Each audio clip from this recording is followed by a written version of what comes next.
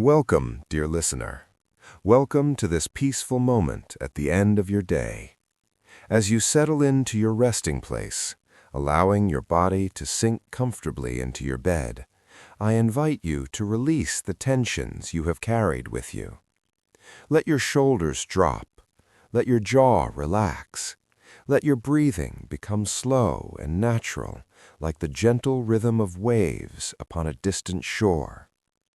Tonight, we are going to travel together to a land far away and a time long ago. We are going to visit the world of the Vikings, but not the Vikings you may have seen in exciting stories or dramatic tales. No, tonight we will discover the quieter side of Viking life. We will visit the peaceful villages nestled among fjords and forests. We will sit beside warm hearth fires in great longhouses. We will walk along rocky shores where the cold northern sea meets the land. This is a journey of imagination, and you need do nothing but listen. Let my words carry you gently backward through the centuries, across vast oceans, to a place called Scandinavia. This land includes the countries we now know as Norway, Sweden, and Denmark, though in the Viking Age these boundaries did not exist as they do today. It was simply the North, the homeland of a remarkable people who lived close to the earth and the sea. So close your eyes if you wish. Breathe slowly and deeply. Imagine that the air around you is changing, becoming cooler and fresher, carrying with it the scent of pine forests and salt water. The sounds of your modern world are fading away, replaced by the gentle whisper of wind through evergreen trees and the distant cry of seabirds circling above coastal cliffs. Let yourself drift into this ancient world. There is no hurry here. Time moves differently in our story, slowly and peacefully, like the long summer days of the far north, when the sun barely sets at all. You are safe, you are comfortable, and together we will explore a world that existed more than 1,000 years ago. The Viking Age spans roughly from the late 8th century to the late 11th century, a period of about 300 years. During this time, the people of Scandinavia developed a unique culture shaped by the harsh but beautiful landscape they called home. Tonight, let us imagine ourselves somewhere in the middle of this era, perhaps around the year 900, in a small village on the western coast of Norway. The land here is unlike anything found in most of the world. Great mountains rise steeply from the sea, their peaks often hidden in mist or capped with snow even in summer. Between these mountains, long, narrow inlets of seawater called fjords reach deep into the land. The fjords are calm and protected, their dark waters reflecting the steep cliffs and green forests that line their shores. Our village sits at the head of such a fjord, where a small river flows down from the mountains and meets the sea. The location was chosen carefully by the people who settled here generations ago. The fjord provides access to the sea and its abundant fish. The river brings fresh water from the mountains. The surrounding forests offer timber for building and firewood for warmth. The narrow valleys have soil that can be farmed, though the growing season is short. The climate here is shaped by the sea. Winters are cold and dark, with the sun barely rising above the horizon for weeks at a time. Snow blankets the land, and ice forms along the shores of the fjord. But the winters are not as harsh as one might expect so far north, because warm ocean currents from the south moderate the temperatures. Still, winter is a time for staying close to home, for sitting beside the fire, for working on crafts and telling stories. Summers are the opposite, a time of almost endless light. In midsummer, the sun barely sets at all, dipping briefly below the horizon before rising again. These long days are precious, a time for farming, fishing, building, and all the work that cannot be done in winter. People work hard during the summer months, knowing that the darkness will return and they must be prepared. Spring and autumn are transitional seasons, times of change and preparation. In spring, the snow melts and the land comes back to life. Farmers plant their crops and hope for good weather. Fishermen prepare their boats for the sailing season ahead. In autumn, the harvest is gathered, food is preserved for winter, and people begin to turn their attention inward to home and hearth. The village itself is small by any standard. Perhaps 50 or 60 people live here, spread among a dozen or so households. Everyone knows everyone else. Families are connected by blood and marriage, by shared work and mutual obligation. This is not a society of strangers. It is a community where relationships matter deeply, where your reputation is everything, where the bonds between people are as strong as the ropes that hold their ships together. The buildings of the village are scattered along the shore of the fjord and up the lower slopes of the surrounding hills. Each household has its own longhouse, the distinctive style of building that defines Viking architecture. There are also smaller outbuildings, storage sheds, animal shelters, workshops for various crafts. The arrangement is organic, following the contours of the land rather than any planned layout. Paths connect the various buildings, worn into the ground by countless footsteps over many years. In wet weather, these paths can become muddy, but stones have been laid in the worst spots to provide firmer footing. The main path follows the shore of the fjord, connecting the village to other settlements further along the coast. Travel by land is difficult in this mountainous terrain, so the sea is the highway, the connection to the wider world. Looking out from the village, the view is breathtaking, even in imagination. The dark waters of the fjord stretch toward the sea, framed by towering cliffs and forested slopes. Waterfalls cascade down the mountainsides, their white ribbons visible against the gray and green of the rock and trees. Eagles and other birds of prey circle overhead, riding the currents of air that rise from the warming land. The air here is remarkably clean and fresh. It carries the scent of the sea, salty and cool. It carries the fragrance of pine and spruce from the forests. It carries the earthy smell of the soil and the sweetness of wildflowers that bloom in the brief summer. Breathing this air feels purifying, invigorating, alive. The sounds of the village are gentle and natural. The lapping of water against the shore, the call of seabirds, the bleating of sheep and goats grazing on the hillsides, the voices of people going about their daily work, calling to each other, laughing, singing, the rhythmic sound of someone chopping wood, the clang of a blacksmith's hammer in the distance. These sounds blend together into a peaceful symphony of daily life. This is the world we are visiting tonight, a world of stunning natural beauty and close human community, a world where life was shaped by the seasons and the sea, a world that was challenging but also deeply satisfying for those who knew how to live within it.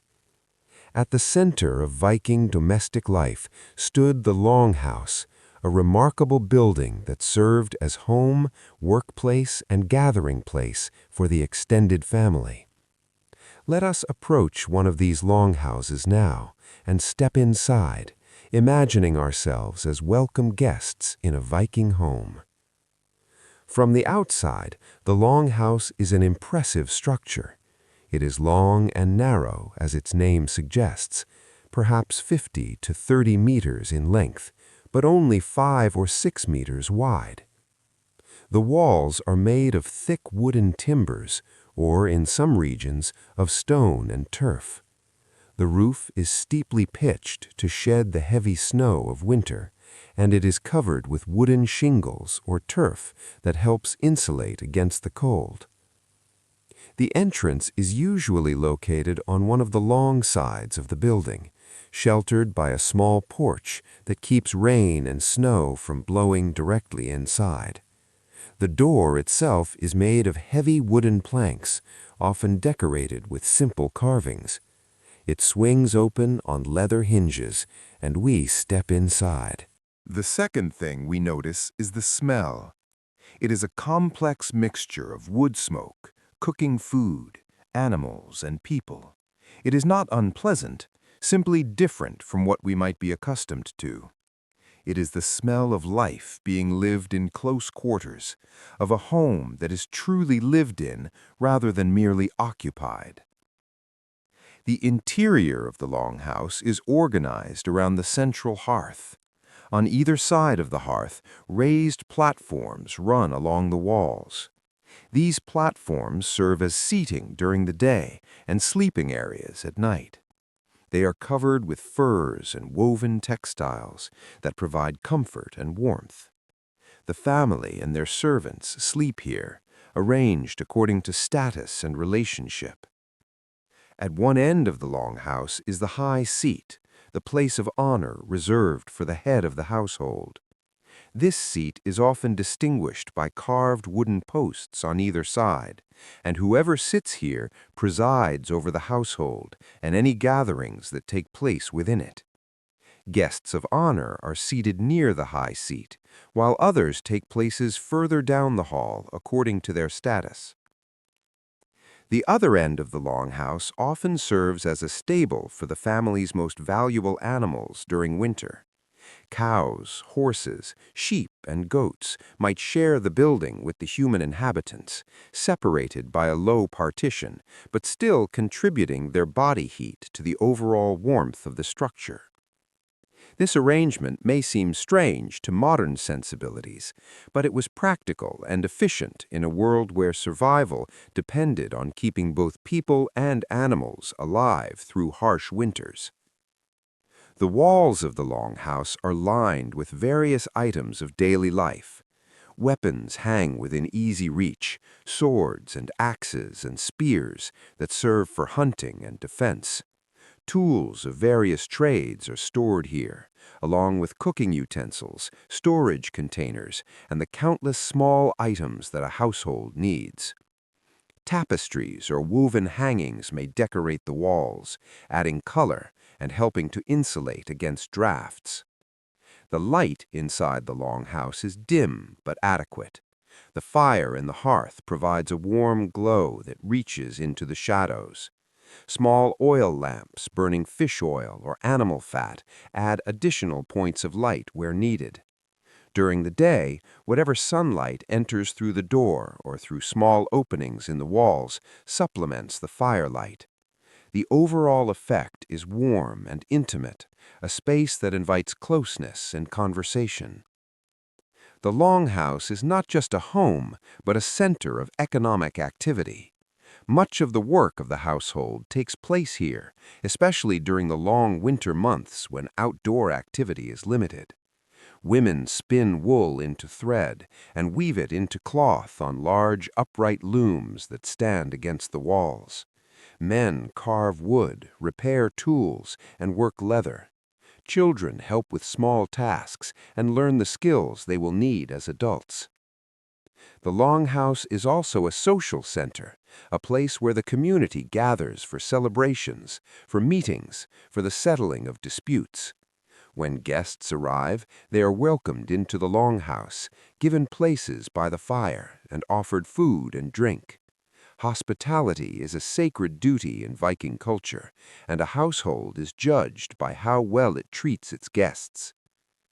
As we sit here in imagination, listening to the crackle of the fire, feeling the warmth seep into our bones, we can understand why the Longhouse was so central to Viking life. It was more than a building. It was the heart of the family, the center of the community, the place where life was lived most fully. Let your mind rest in this warm, peaceful space. Imagine yourself sitting on the fur-covered platform beside the fire, watching the flames dance and listening to the quiet sounds of a household at peace. The smoke drifts upward, the light flickers gently, and outside, the northern night stretches long and quiet over the fjord. Breathe slowly, dear listener. There is much more of our journey ahead, but there is no hurry. Rest here for a moment, in this ancient home, and let the peace of the Viking Longhouse settle into your heart. As we continue our peaceful journey through the Viking Age, let us now consider how the people of this era dressed themselves. Clothing in the Viking world was practical, durable, and suited to the demands of a northern climate where warmth and protection from the elements were essential for survival. The making of clothing was primarily the work of women, a skill passed down from mother to daughter through countless generations. From the raising of sheep to the spinning of wool, from the weaving of cloth to the sewing of garments, women controlled every step of the process. This was honored work, essential to the well-being of the entire household. Men in the Viking Age wore tunics as their basic garment. These tunics were simple in design, reaching to about knee length, with long sleeves to protect the arms from cold. They were typically made of wool, the most common fabric available, though linen was also used for lighter garments worn close to the skin. The tunics might be plain or decorated with simple embroidery around the neckline and cuffs. Beneath the tunic, men wore trousers that could be either loose and baggy or fitted more closely to the leg. These trousers were often wrapped with strips of cloth or leather from knee to ankle, a practical arrangement that provided extra warmth and protection while working. The wrappings also helped keep the trousers clean and dry in muddy conditions. Over the tunic, men might wear a cloak for additional warmth. These cloaks were typically rectangular pieces of heavy wool, fastened at the shoulder with a brooch or pin. A good cloak was a valuable possession, offering protection against wind, rain, and cold. The finest cloaks might be lined with fur or decorated with embroidery, displaying the wealth and status of their owners. Women's clothing was equally practical but different in style. The basic garment was a long underdress made of linen or fine wool, reaching from the shoulders to the ankles. Over this, women wore an apron-like overdress called a hangarok, which was suspended from the shoulders by two straps fastened with oval brooches.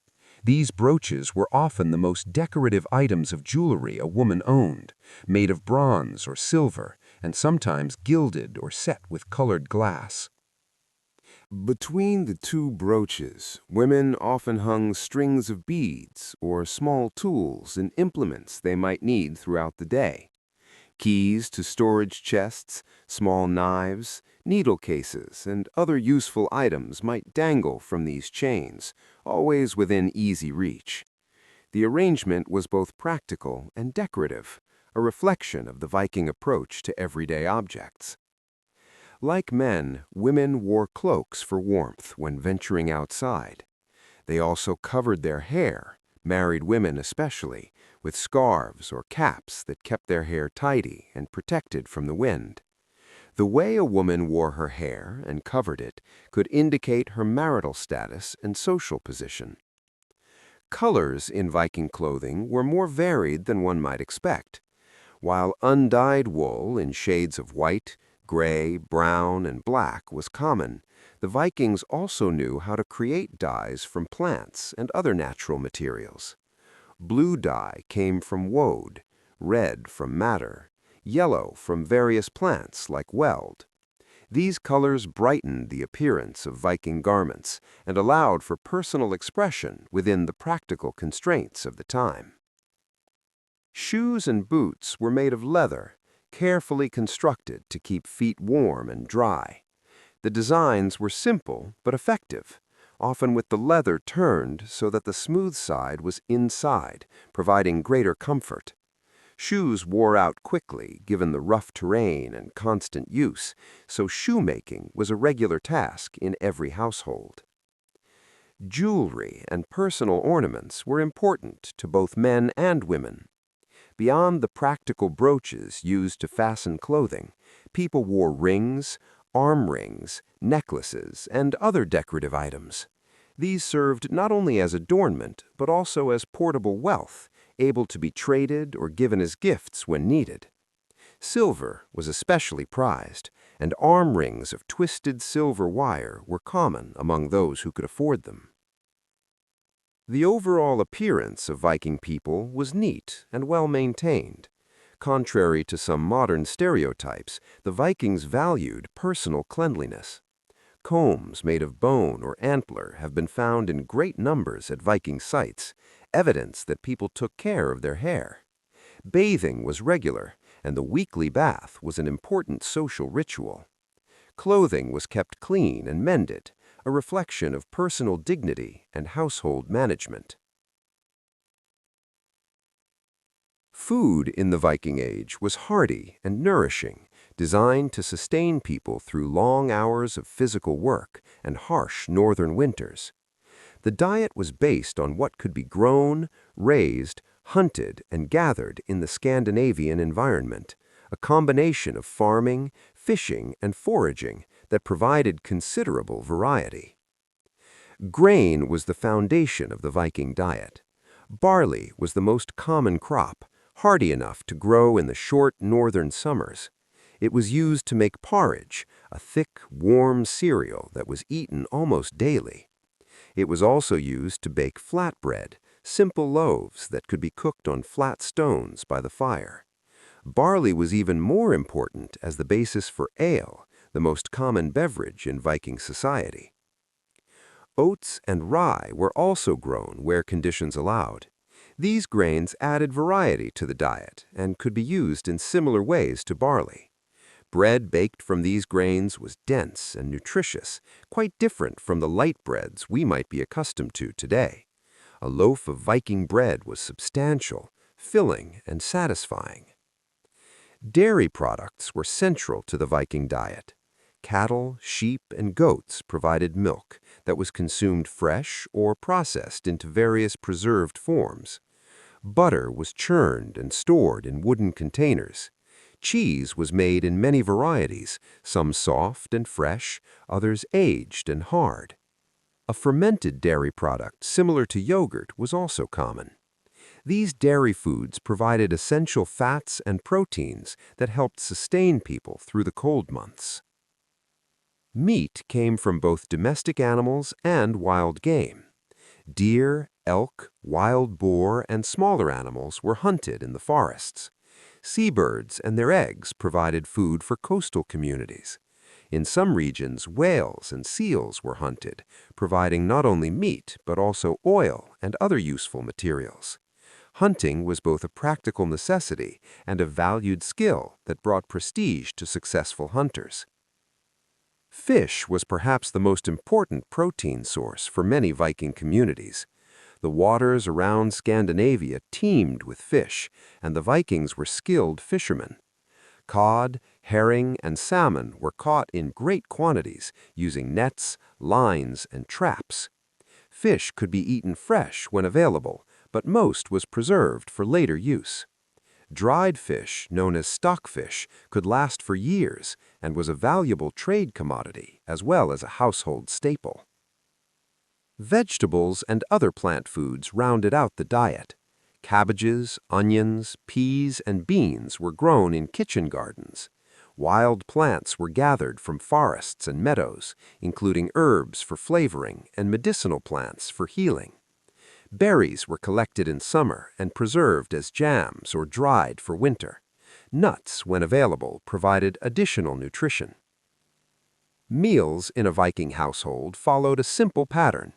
The main meal was eaten in the evening after the day's work was done.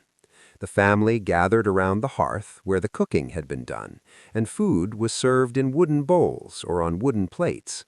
Spoons were used for porridge and soups, but much eating was done with the fingers, with small knives to cut meat and other solid foods. The evening meal was a social occasion, a time for the family to come together and share not only food, but also conversation and companionship.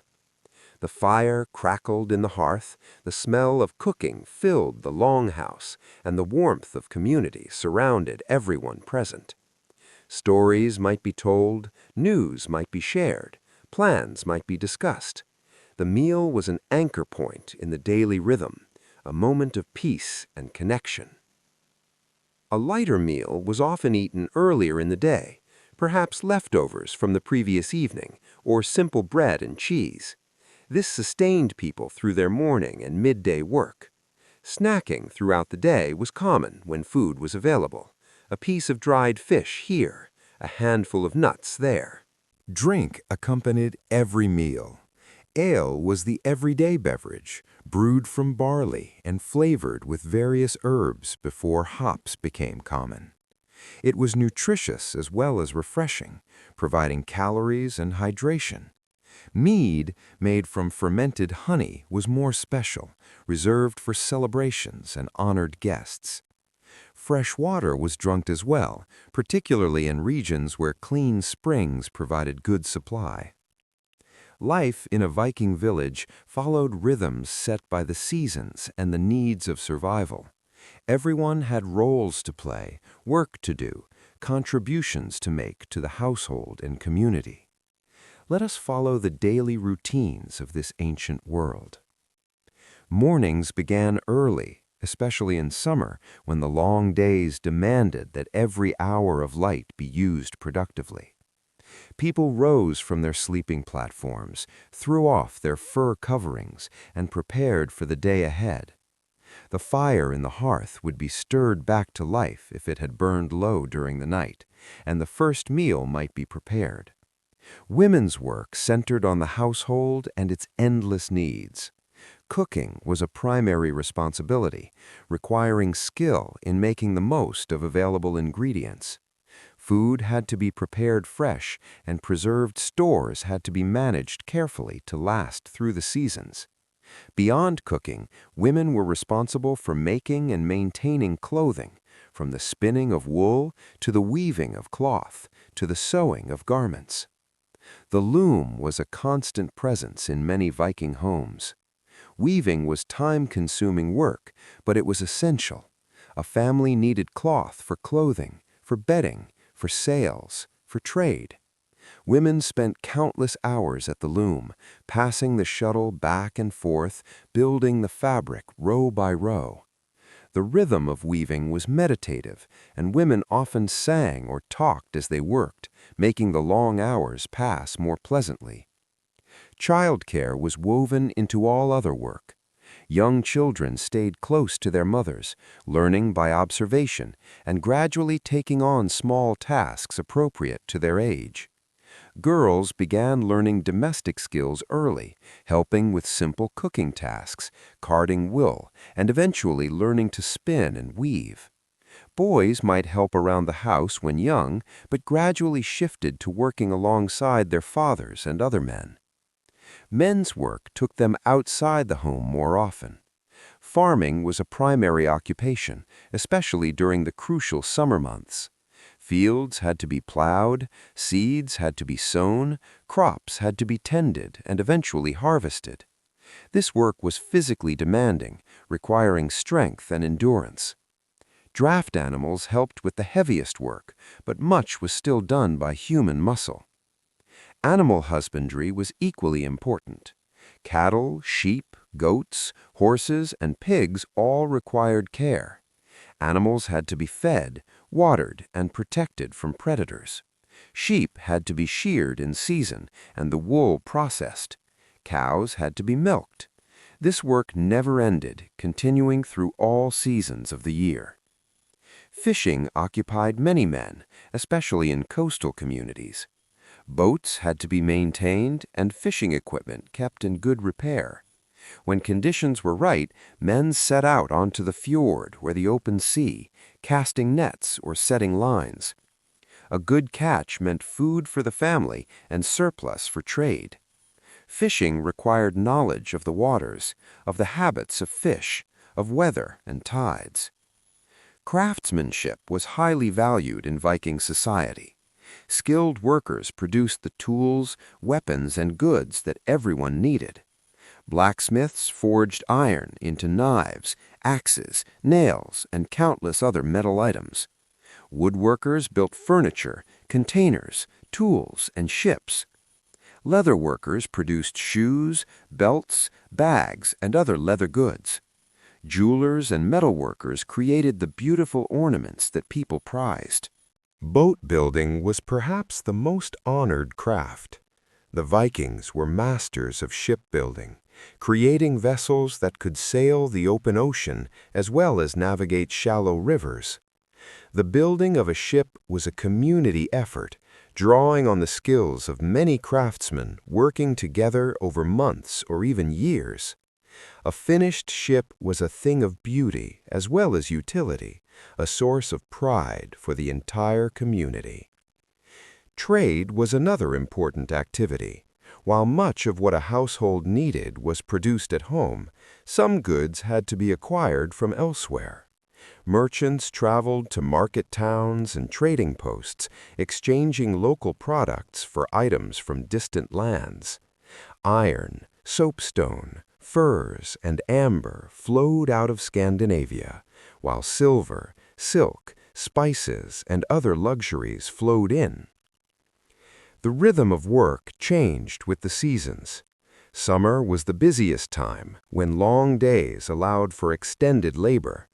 Winter was quieter, a time for indoor work, for crafts, for repairs, for rest.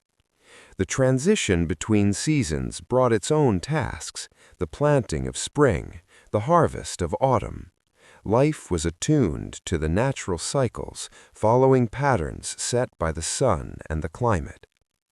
As the day progressed, breaks might be taken for meals or rest. Work continued until the light began to fade, and then people returned to the Longhouse for the evening meal. Tools were put away, animals were secured, and the household gathered around the hearth for the main meal of the day. Beyond the individual household, life in the Viking Age was shaped by the larger community of the village.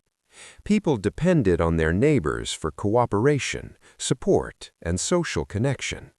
Let us explore how this community functioned. The village was bound together by ties of kinship and mutual obligation.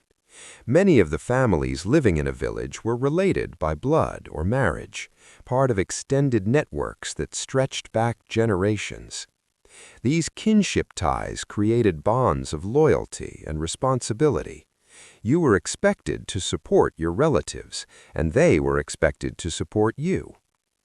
Cooperation was essential for many tasks that were too large for a single household. Building a new longhouse required many hands. Bringing in the harvest before bad weather arrived demanded collective effort. Launching and crewing a ship for fishing or trading needed the participation of multiple families. The community worked together, sharing labor and sharing the results. Social gatherings brought the community together regularly. Feasts were held to mark important occasions, weddings, funerals, seasonal celebrations, successful voyages. At these gatherings, food and drink were shared generously, stories were told, songs were sung, and bonds between people were strengthened. Hospitality was a sacred value, and a household's reputation depended on how well it treated guests. Disputes inevitably arose, as they do in any community. The Vikings had systems for resolving conflicts that emphasized compensation rather than continued violence. If someone was wronged, they could demand payment from the wrongdoer. The amount of payment depended on the severity of the offense and the status of the people involved. These negotiations were often conducted with the help of respected community members who could mediate between the parties. Regular assemblies called things provided forums for community decision-making. Free men gathered at designated times and places to discuss matters affecting everyone. Laws were recited, disputes were settled, and important decisions were made. These assemblies were foundations of Viking governance, allowing communities to manage their affairs collectively. The community also provided a framework for mutual support in hard times. If a family's harvest failed or their animals died, neighbors would help them survive until they could recover. If a household lost its provider, the community would ensure that the widow and children were cared for. This safety net was informal but real, based on the understanding that anyone might need help someday. Let yourself rest now, dear listener, in the gentle rhythms of this ancient community. Imagine the voices of neighbors calling greetings as they pass. Imagine the smell of bread baking and meat roasting. Imagine the warmth of belonging to a place and a people who know you and care for you. Breathe slowly and peacefully. Our journey continues, and there is more to discover. But for now, simply rest in the quiet contentment of village life in the Viking Age. As we continue our gentle journey through the Viking Age, let us now explore the rich social life and culture that flourished in these northern lands. Beyond the daily work of survival, the Vikings created a world filled with meaning, beauty, and deep human connection. Family was the foundation of everything in Viking society. The extended family, including grandparents, parents, children, aunts, uncles, and cousins, formed a protective network around each individual. You were never alone in the Viking world. You belonged to a family that stretched back through generations and would continue into the future through your children and their children. The bonds between family members were sacred and powerful. Parents cared for their children with deep affection, teaching them the skills and values they would need as adults. Children honored their parents and cared for them in old age. Siblings supported each other throughout life, standing together against challenges and sharing in celebrations. These relationships were not merely sentimental, they were practical necessities in a world where survival often depended on having people you could trust completely. Marriage was an important institution that created new bonds between families. Marriages were often arranged, but this does not mean they were loveless. Parents sought good matches for their children, partners who would be capable, compatible, and from families of good reputation. The negotiations between families involved considerations of property, status, and practical matters, but the happiness of the couple was also valued. Wedding celebrations were joyful occasions that brought communities together. The transitions included traditional rituals, exchange of gifts, and formal oaths. Then came the feast, which might last for several days. Food and drink flowed freely, songs were sung, stories were told, and the newly married couple received the blessings and good wishes of everyone present. Women held positions of considerable respect and authority in Viking society. While men dominated public and military affairs, women ruled the domestic sphere with full authority. The lady of the household managed all domestic matters, held the keys to the storage chests, directed the work of servants and children, and made countless decisions that affected the welfare of everyone under her roof. A capable woman was honored and valued, and her skills were essential to the success of the household. Children were treasured and welcomed, seen as blessings that continued the family line and provided security for the future. Babies were given names at special ceremonies where they were also sprinkled with water, a ritual that formally welcomed them into the family. Names were significant, often honoring ancestors or reflecting hopes for the child's future. Children grew up surrounded by extended family, learning from parents and grandparents and older siblings. Play was an important part of childhood. Children had toys carved from wood or bone, small figures of animals and people, balls for games, and other simple playthings. They played games that developed strength and coordination, preparing them for the physical demands of adult life. They listened to stories and learned songs, absorbing the culture of their people through play as much as through formal instruction. Education was informal but thorough. Children learned by watching and helping adults, gradually taking on more responsibility as they grew older. Boys learned farming, fishing, woodworking, and the other skills they would need as men. Girls learned cooking, textile production, household management, and the skills of womanhood. Both learned the stories, songs, and values of their culture, the shared heritage that made them part of their community. The elderly were respected for their wisdom and experience.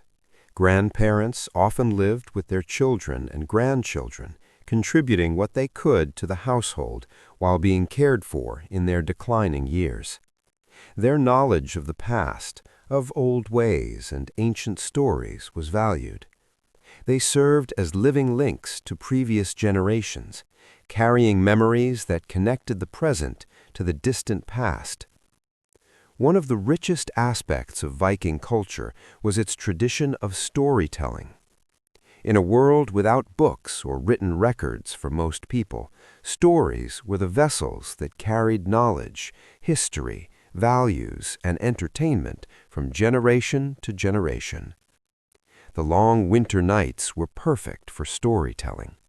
Families gathered around the hearth fire, the flames casting dancing shadows on the walls of the Longhouse.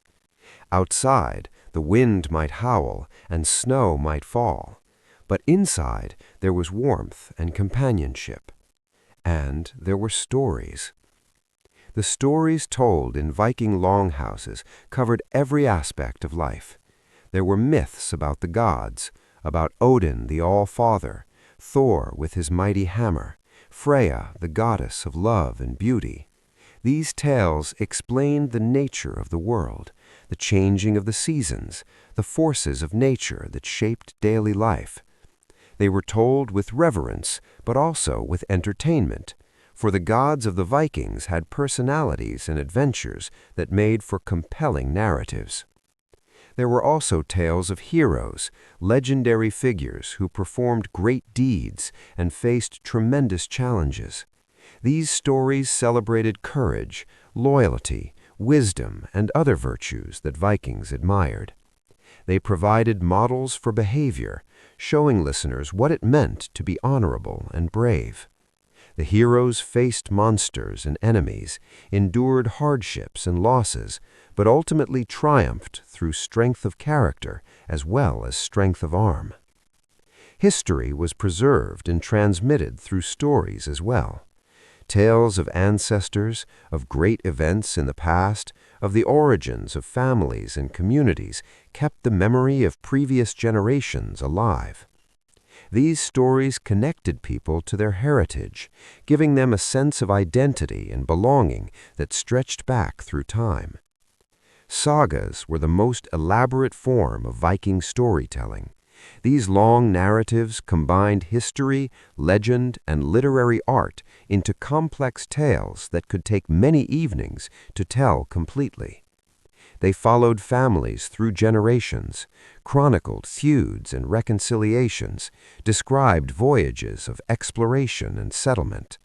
The best storytellers could hold an audience spellbound for hours, their words painting vivid pictures in the minds of listeners. Poetry was closely related to storytelling, but followed strict formal rules that made it both challenging and beautiful. Viking poetry used complex patterns of alliteration, rhythm, and imagery. It was considered a high art, and skilled poets were honored in society. Poetry was used for praise, for commemoration, for magic, and for entertainment. The ability to compose poetry spontaneously was admired as a sign of quick wit and deep learning. Music accompanied many stories and poems. The Vikings had various instruments, including harps, lyres, flutes, and drums. Music was part of celebrations and rituals, and psalms carried stories and emotions in forms that were easy to remember and share. The sound of a harp being played in a firelit longhouse, accompanied by a voice singing ancient words, must have been deeply moving. Riddles and word games were popular entertainments that tested wit and knowledge. People enjoyed puzzling over clever riddles, trying to guess the answers before they were revealed. These games were fun, but they also sharpened minds and taught flexible thinking. The ability to understand hidden meanings and make unexpected connections was valued in Viking culture. All of these oral traditions served important social functions. They brought people together, creating shared experiences that strengthened community bonds. They transmitted knowledge and values from older generations to younger ones. They provided entertainment during long, dark nights when other activities were impossible. They gave meaning and richness to lives that might otherwise have been consumed entirely by the hard work of survival. Trade was an important part of Viking life, connecting even remote villages to a wider world of goods and ideas. Let us visit a market and see how commerce functioned in this ancient society. Market towns existed throughout Scandinavia, places where people gathered regularly to buy, sell, and exchange goods. The largest markets attracted traders from distant lands, creating vibrant centers of commerce and cultural exchange. But even smaller local markets provided opportunities for people to acquire things they could not produce themselves. The journey to market was an event. Families might travel for days, bringing goods they had produced, dried fish, furs, woolen cloth, carved items, or other local products. They traveled by boat when possible, the waterways providing easier passage than overland routes. The trip was an adventure, a break from the routine of daily life, an opportunity to see new places and meet new people. Arriving at the market, visitors would find a busy, colorful scene. Merchants had set up stalls or spread their goods on the ground. Voices called out, advertising wares and negotiating prices. People from different regions mingled, speaking various dialects and wearing distinctive regional clothing. The smell of food being cooked for hungry shoppers mixed with the sense of leather, wool, and other goods. The variety of goods available at a large market was remarkable. Local products were traded alongside exotic items from distant lands. Furs from the northern forests, amber from the Baltic shores, iron from Swedish mines, soapstone from Norwegian quarries. These Scandinavian products were exchanged for silver from the Islamic world, silk from Byzantium, glass beads from various sources, wine from France, and countless other imports. Bargaining was an essential skill in the marketplace. Prices were not fixed but negotiated between buyer and seller. This required knowledge of the true value of goods, ability to assess quality, and skill in negotiation. A good bargain brought satisfaction to both parties, each feeling they had gained something of value. Payment could take various forms. Silver was the most common medium of exchange, but it was valued by weight rather than as coins. People carried small scales to weigh silver accurately. Larger purchases might involve arm rings or other silver jewelry, which could be cut into smaller pieces as needed. Barter was also common, with goods exchanged directly for other goods without any silver changing hands. Beyond the exchange of goods, markets were social occasions. People caught up with acquaintances from other villages, shared news and gossip, and made new connections. Young people might meet potential marriage partners. Merchants formed relationships with regular customers. Information flowed as freely as goods, spreading news from distant places throughout the network of traders and buyers. Craftspeople sometimes demonstrated their skills at markets, attracting customers by showing the quality of their work. A blacksmith might forge a knife while onlookers watched, proving his skill and the quality of his materials. A jeweler might work on a piece of silver, showing the intricacy of his designs. These demonstrations were entertainment as well as advertisement. Food and drink were available for hungry shoppers. Vendors sold prepared foods that could be eaten immediately: hot soups, roasted meats, fresh bread. Ale sellers did brisk business, providing refreshment that also helped loosen purse strings. The atmosphere was festive, a break from ordinary life that people looked forward to and remembered fondly. The Viking year was marked by celebrations that brought communities together and honored the sacred rhythms of nature. These festivals were times of joy, feasting, and connection with both the gods and each other. The turning of the seasons provided the framework for major celebrations. Midwinter was perhaps the most important festival, a celebration of light in the darkest time of year. Called Yule, this festival lasted for several days around the winter solstice. Great fires were lit to symbolize the return of the sun. Feasts were held with the best food and drink that had been saved for this occasion. Gifts were exchanged and oaths were sworn that would bind for the coming year. The Yule log was a central feature of the midwinter celebration. A great log was selected and brought into the Longhouse with ceremony. It was lit from the remains of the previous year's log and kept burning throughout the festival. The fire represented continuity, the connection between past and present, the eternal cycle of death and rebirth that the returning sun symbolized. Spring brought another important festival, celebrating the end of winter and the beginning of the growing season. People gathered to welcome the return of warmth and light, to ask blessings on the crops about to be planted, to celebrate survival through another winter. Animals that had been kept through the cold months were let out to pasture, a joyful release after months of confinement. Midsummer was celebrated at the summer solstice, when the sun barely set at all in the northern lands. This was a time of light and warmth, of gratitude for the abundance of summer. Bonfires burned through the brief twilight that passed for night. People gathered outdoors, feasting and dancing and celebrating the fullness of life. The midsummer celebration was associated with fertility and love, and many marriages took place during this season. Autumn brought harvest festivals, giving thanks for the crops that had been gathered and the food that would sustain the community through winter. Animals that could not be kept through the cold months were slaughtered, and their meat was preserved. Feasts consumed the fresh meat that could not be stored, a time of abundance before the lean months ahead. Religious rituals accompanied these seasonal celebrations. Offerings were made to the gods, asking for blessings and expressing gratitude. These offerings might include food, drink, or precious objects. In some cases, animals were sacrificed, their blood sprinkled as a blessing, and their meat consumed in sacred feasts. The gods were seen as partners in the great work of survival, worthy of honor and respect. Personal celebrations marked important transitions in individual lives. Births were celebrated with naming ceremonies. Coming of age was recognized when young people took on adult responsibilities.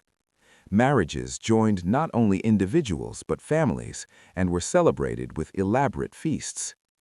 Even death was marked with ritual and celebration, honoring the deceased and helping their spirit journey to the afterlife. These celebrations were not separate from daily life, but woven through it, giving shape and meaning to the passage of time. They created memories that people carried with them, shared experiences that bound communities together. The anticipation of upcoming celebrations brightened ordinary days, and the memories of past celebrations warmed the heart during difficult times. As we imagine these celebrations, let us feel their warmth and joy. Picture the firelight dancing, hear the laughter and music, smell the food cooking, feel the closeness of community gathered in celebration. These were times of pure happiness, moments when the struggles of survival gave way to simple human joy. Rest now, dear listener, in the glow of these imagined festivities. Let their warmth fill your heart as you drift deeper into relaxation. The night is peaceful, and our journey continues gently forward. As we continue our peaceful journey through the Viking Age, let us now turn our attention to the sea, that great highway that connected the scattered communities of the North and shaped so much of Viking life. The relationship between the Vikings and the sea was deep and profound, a partnership that defined their culture and enabled their remarkable achievements. The sea was never far away in Scandinavia. The coastline stretched for thousands of miles, deeply indented with fjords and scattered with countless islands. Inland, lakes and rivers provided additional waterways. In this landscape, boats were not luxuries but necessities. They were the primary means of transportation, essential for fishing, trade, and communication between communities. The Vikings were master shipbuilders, creating vessels that were marvels of engineering and craftsmanship. Their ships were light yet strong, flexible yet durable, capable of sailing the open ocean yet shallow enough to navigate rivers and approach beaches. These qualities came from centuries of accumulated knowledge, passed down from generation to generation, refined through constant use and experimentation. The construction of a ship began with the selection of timber. Oak was preferred for its strength and durability, though pine and other woods were used as well. Trees were carefully chosen for the right size and shape, and the wood was split rather than sawn, preserving the natural grain that gave it strength. Master shipwrights directed the work, their expertise essential to the success of the project. The hull was built using the clinker technique, with overlapping planks fastened together with iron rivets. This created a strong yet flexible structure that could flex with the waves rather than fighting against them. The planks were thin, making the ship light, but the overlapping construction distributed stress across multiple boards, making the whole stronger than its parts. The keel was the backbone of the ship, a single long timber running the length of the bottom. It provided stability and strength, allowing the ship to sail efficiently into the wind. The graceful curves of the bow and stern were carefully shaped, cutting through the water cleanly and creating the distinctive silhouette that we associate with Viking ships. Inside the hull, ribs and crossbeams provided additional structure. A mast was stepped in the center, supported by a massive block of wood called the mastfish. The mast could be raised or lowered as needed, allowing the ship to be sailed or rowed depending on conditions. The sail was typically made of wool, woven tightly and sometimes coated with animal fat to help it catch the wind more efficiently. Oars provided propulsion when the wind was not favorable or when precise maneuvering was required. The oars passed through holes in the upper planks, and rowers sat on chests that also held their personal belongings. A ship might have 20, 30, or even more oars, depending on its size, and the coordinated effort of the rowers could move the vessel at impressive speeds. The steering oar was mounted on the right side of the stern, giving us our word starboard from the Old Norse word for steering side. The helmsman controlled the ship using this single large oar, reading the water and the wind, making constant small adjustments to keep the vessel on course. Skilled helmsmen were essential for successful voyages, their knowledge and judgment keeping ships safe through challenging conditions. Life aboard a Viking ship was demanding, but also possessed its own rhythms and routines. Voyages might last days or weeks, depending on the destination. Sailors slept on the open deck, wrapped in sleeping bags made of animal hides. Food was simple: dried fish, bread, and other provisions that would not spoil. Fresh water was carried in barrels and carefully rationed. Navigation was accomplished without the instruments that later sailors would rely upon. Vikings navigated by reading the natural world, the position of the sun and stars, the direction of wind and waves, the behavior of birds and sea creatures, the color and temperature of the water. They developed mental maps of the seas they traveled, knowing landmarks and sea conditions that told them where they were and which direction to sail. The sound of a ship at sea was its own kind of music. The creak of timber, the slap of waves against the hull, the snap of the sail filling with wind, the rhythmic splash of oars when rowing.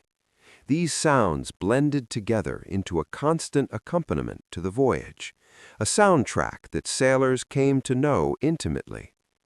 At night, the sounds softened but never stopped, a gentle lullaby of movement and water. As the sun begins to set over our Viking village, the quality of light changes, becoming softer and more golden. Long shadows stretch across the land, and the colors of the world deepen and warm. Let us follow the transition from day to night, from work to rest, from activity to peaceful stillness. The end of the workday came when the light grew too dim to continue. Tools were put away, animals were secured in their pens, and people began to make their way back to the Longhouse. The pace of activity slowed, the urgency of daylight tasks giving way to the gentler rhythms of evening. Families gathered inside the Longhouse for the main meal of the day. The fire in the central hearth burned brightly, its warm glow pushing back the darkness that gathered in the corners of the great room. The smell of cooking filled the air, porridge bubbling in a pot, meat roasting on a spit, bread warming on flat stones near the flames. The meal was served, and the family ate together. Conversation flowed easily, the events of the day shared and discussed. Children told of their adventures, their small triumphs and discoveries. Adults talked of work completed and work still to be done.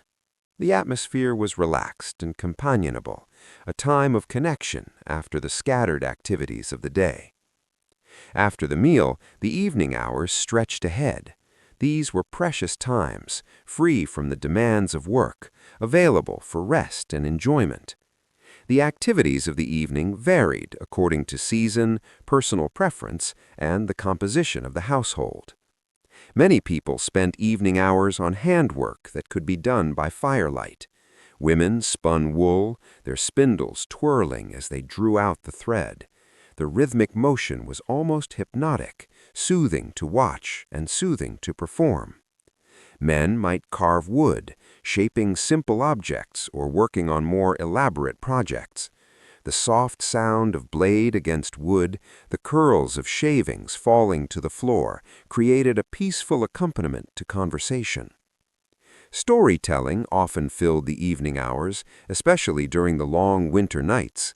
A skilled storyteller could hold the attention of the entire household, young and old alike, as tales of gods and heroes unfolded. The fire crackled, the shadows danced, and imagination took flight. These stories were entertainment, but they were also education, passing on the values and knowledge of the culture. Games were played to pass the time. Board games, similar to chess or checkers, were popular among the Vikings. Players moved pieces across wooden boards, strategizing and competing in friendly rivalry. Dice games added an element of chance. Children played simpler games, while adults engaged in more complex competitions. Wagering sometimes accompanied games, adding excitement to the outcome. Music and song brightened many evenings. Someone might play a harp or other instrument, the notes floating through the smoky air. Voices joined in familiar songs, melodies that everyone knew. Singing together created a sense of unity and joy, a shared experience that strengthened bonds between people. Even sad songs had their place, allowing people to express and process difficult emotions in the safety of community. As the evening wore on, activity gradually slowed. Conversations grew quieter. The fire burned lower, its flames settling into a steady glow. Children fell asleep first, carried to their places on the sleeping platforms, or tucked in where they sat. Adults continued their quiet activities for a while longer, savoring the peace of the late evening. The sounds outside the Longhouse changed as night settled over the village. The calls of daytime birds gave way to the hoots of owls and the cries of other nocturnal creatures. The wind might whisper through the trees or sigh around the corners of the building. The lap of water against the shore of the fjord provided a constant, gentle background. These sounds were familiar and comforting, the voice of the natural world at rest. Inside, the Longhouse grew quiet. People found their sleeping places, arranging furs and blankets for warmth. The fire was banked, left to burn slowly through the night, maintaining a core of warmth that would make morning easier. The last conversations faded to murmurs, then to silence. One by one, the members of the household drifted into sleep. The night watch continued outside. Perhaps a dog remained alert, its ears pricked for any unusual sound. Perhaps a person stayed awake, tending the fire, or simply keeping vigil. But for most, sleep came peacefully, the darkness a welcome blanket after the activities of the day. Dreams came in the night, visited the sleepers with visions drawn from daily life and ancient stories. The Vikings believed that dreams could be meaningful, carrying messages from the gods or glimpses of the future. But most dreams were simply the mind's way of processing the experiences of waking life, gentle wanderings through familiar landscapes. The night sky above the village was spectacular in ways that modern people rarely experience. Without artificial light to dim them, the stars blazed with brilliant intensity. The Milky Way stretched across the heavens like a river of light. The moon, when present, cast silver shadows across the land. Sometimes the northern lights appeared, curtains of green and blue and red that danced across the sky, a magical display that the Vikings attributed to various supernatural causes. As we near the end of our journey through the Viking Age, let us consider some deeper aspects of this fascinating culture that enriched the lives of ordinary people. Religion in the Viking world was woven into daily life rather than separated from it. The gods were present in everything: the weather, the harvest, the fortunes of war and peace. People honored them through regular small rituals, offerings made at household shrines, prayers spoken at significant moments. The great festivals brought communities together for more elaborate worship, but religion was fundamentally a personal and family matter. The Vikings believed in fate, the idea that certain events were predetermined and could not be avoided. This belief gave them courage in the face of danger and acceptance in the face of loss. What would happen, and the best one could do was face it with honor. Yet they also believed that how you faced your fate mattered tremendously. Courage, loyalty, and honor shaped your reputation, which was your greatest legacy. Death was not feared as an ending, but understood as a transition. The dead journeyed to other realms, the specifics depending on how they had lived and died. Warriors who fell in battle might go to Valhalla, the hall of Odin, where they would feast and fight until the end of the world. Others went to different realms, some peaceful, some less so. Proper burial rites helped ensure safe passage to the afterlife. Graves tell us much about Viking beliefs and values. The dead were buried with goods they would need in the afterlife: tools, weapons, jewelry, food, and drink.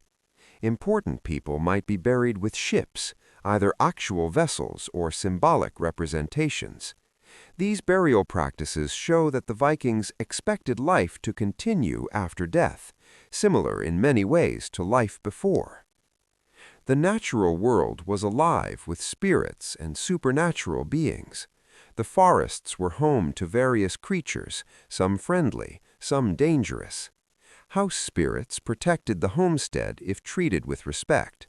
Water spirits inhabited lakes and streams. Wise people knew how to interact with these beings, how to win their favor or avoid their wrath. Magic was real to the Vikings, a force that could be tapped through proper knowledge and ritual. Some people had special gifts for magic, the ability to see the future, to influence events, to heal or harm through supernatural means. These abilities were respected and sometimes feared. Women especially were associated with certain kinds of magic, and their knowledge was valued. Runes were the writing system of the Vikings, but they were more than just letters.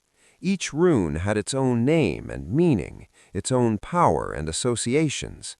Runes could be used for ordinary writing, for messages and memorials, but they could also be used for magic, carved with intention to bring about desired effects.